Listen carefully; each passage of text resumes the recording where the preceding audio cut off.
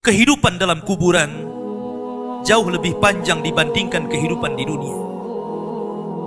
Nabi SAW bersabda, "A'maru ummati baina sittina wa sab'in." Bahwa usia umatku itu hanya berkisar 60 sampai 70 tahun saja. Sedikit yang lewat 70 tahun. Kalaupun ada usia yang sampai 100 tahun itu sedikit sekali. Tapi kebanyakan di bawah 70 tahun, umumnya umat Rasul itu sudah meninggal dunia.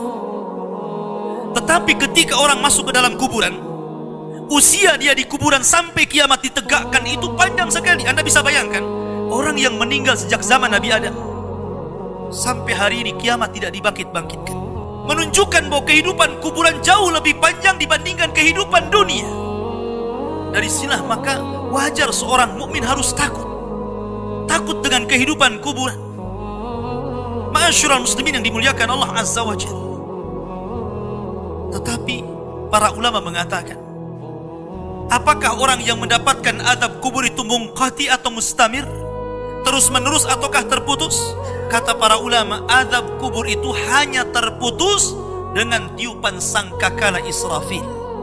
Ketika itulah Nabi SAW menceritakan bahwa Allah Subhanahu wa Ta'ala memerintahkan kepada Israfil untuk meniup sangkakala yang pertama. Disinilah azab kubur terputus.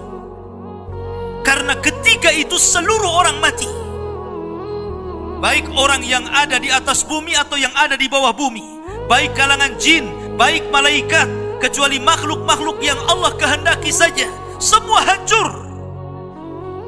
Dan Abu Hurairah radhiyallahu anhu menceritakan kehancuran bumi setelah tiupan sangkakala itu adalah 40. Bisa 40 hari, bisa 40 bulan, bisa 40 tahun.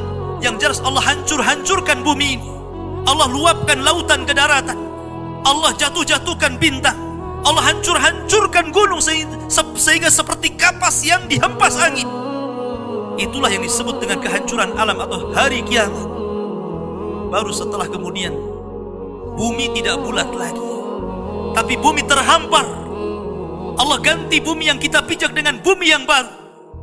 Itulah yang disebut dengan padang mahsyar. Maka disitulah Allah Subhanahu wa Ta'ala memerintahkan Israfil untuk meniup sangkakala kebangkitan. Yang kedua kalinya Israfil pun kemudian meniup sangkakala.